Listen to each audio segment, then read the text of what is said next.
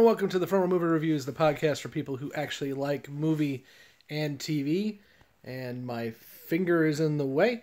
We are here to do a quick episode by episode vlog as I binge the hell out of Stranger Things Season 2. So we're going to be looking at what's going on with the episodes and just kind of talking about it. Hopefully you can join us in the discussion. We'll be doing these live as I finish episode to episode. Depending on how late I go, I may do this all in one night, or because I'm old, it may take a couple nights. But we're definitely going to be talking about this, and then we'll probably throw this on the podcast when it's all said and done, too. If you hear screaming children in the background, they're okay. Don't worry about that. But we really, I really liked Season 1 of Stranger Things. It kind of came out of nowhere for everybody. But as a child of the 80s, and more specifically somebody who loves 80s movies, Stranger Things was perfect for me. We have even the child actors who were picked for this show were told before they started filming that they were going to sit in a room together and watch The Goonies, Stand By Me, and a few other ones, just to give them the hint of what this kind of kid group, E.T. was another one, kid group that kind of has to deal with issues that kids shouldn't have to deal with, but always tended to have to deal with in the 80s. Another really good example that I love is Monster Squad, which we'll be talking about in the flashbacks here very, very soon. But, so Season 1 was great. I loved how, as a show, it was able to tie everything together. We knew, for the most part, what had happened. That storyline was really done, but obviously it left some dangling threads for us, specifically with Will having his little snake guys inside of him, or I guess snail guys, and obviously where 11 was.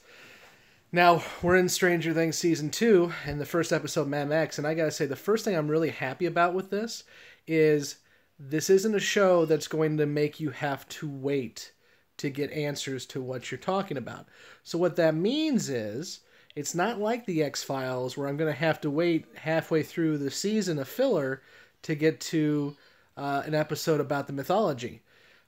Spoilers are ahead for all this, obviously, but by the end of this first episode, we know several different things. One, we know Will has probably told his mom and others about the slugs because he is going to the research facility whenever he has an incident and being checked up on. So he's obviously telling them everything he knows. So he's not a slave to the upside down. He's not somebody who is going to be an antagonist, even if he doesn't want to be. He's trying to make sure everyone knows that he is still having problems. And of course, the biggest thing that came out of this episode was in the last few minutes, we see Hooper going back to his cabin in the middle of nowhere, and he has to cross over some booby traps that he's obviously laid. And at first you're thinking, okay, the booby traps are there because he's already had to deal with the government once, and he does not want to have to deal with the government again. So that makes perfect sense. No big deal. But then when he goes in the house and there is another plate of food there on the table, immediately you kind of know what's going on. And luckily, again, the Duffy brothers did not waste any time on this. We knew 11 was in this show. So waiting 2, 3, 4 episodes to bring 11 back into it would have been stupid and annoying. And I'm very glad that by the end of the first episode, there she is, with hair and trying to figure out how to speak proper English. So I'm very happy for that. This episode was really good. It dropped you in. We also know now that 11 is not alone. There were other experiment kids. We've met 8 now.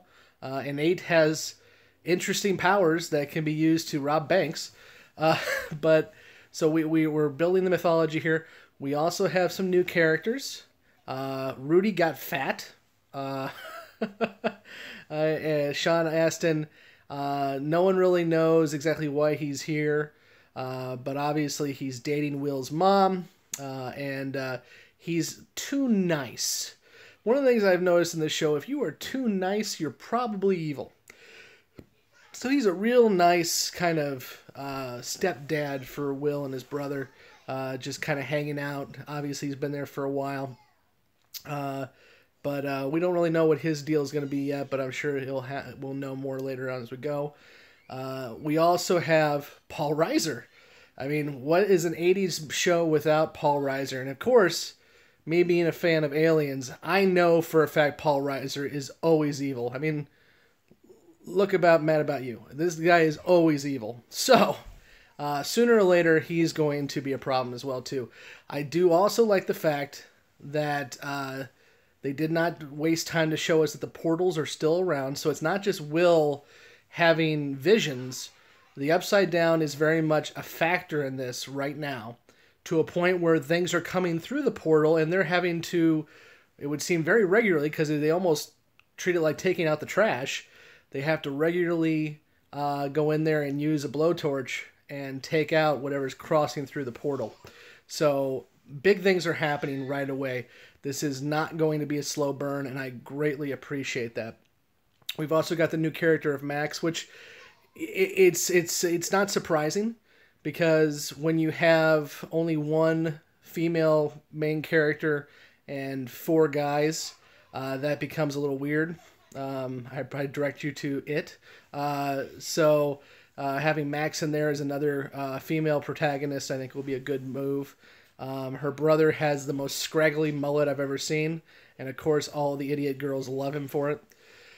But I mean, it's starting out really well. I'm excited to see how this is going to go. I'm looking forward to getting through all this as quickly as I can, because the thing about Netflix is I can binge the hell out of something. You know, we're doing our Star Trek Discovery recaps every week, and I would much rather have completely finished Discovery by now, but CBS really wants me to pay that extra few dollars for a longer subscription. But I really do appreciate how Netflix decides to do this. And I know there is a lot of talk about how Netflix is going to be cutting back, that they've spent a lot of money on original content, and some of it's done really well. Stranger Things has done really well. House of Cards obviously has been a big moneymaker for it. But then other stuff has flopped. Sense8 is gone. Quite a few other ones are gone. So I could see that Netflix may decide down the road to change its model, but I hope not, because I really love the fact that I can sit down, watch a show, and when I'm done, I'm done. I don't have to wait a season to get it done. And also that changes the narrative storyline too, because when somebody can watch an entire season of your show, you have to have a through line. You cannot have filler. You cannot have these episodes that just don't go anywhere. So it's great to see another show that can dive right in. I've been kind of wearing on the Marvel series is on Netflix, because they've kind of lost that way. I think they're trying too hard to throw everything in the kitchen sink in there and make everything a slow burn. I honestly haven't even finished Defenders, because it would move so slow at the beginning. I just kind of stopped. I'm looking forward to Punisher, but my goodness, if I can't finish the Defenders, we've got a problem. So the fact that Stranger Things starts out quick and fast and good, I really do appreciate that. And now I'm just kind of rambling a little bit. I'm looking forward to diving into episode 2. So I'm going to finish off for this one. Hopefully I will be back here in about an hour with another one. And if you have any comments, you have any feedback, please feel free to leave a comment below. And hopefully also give us a like and a thumbs up or whatever the hell it is, and subscribe so you can check out all our shows. I've got my recap of Zonasodes, my recap of Star Trek Discovery. We have our classics with Brandon looking at old movies.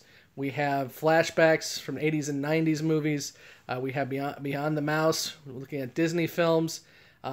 We have Are You Afraid of the Dark podcast with Jeremy. So we've got a lot of stuff going on. You can find us at thefrontroomoviewreviews.com. And again, make sure to like and subscribe. And until next time, I will see you on the couch.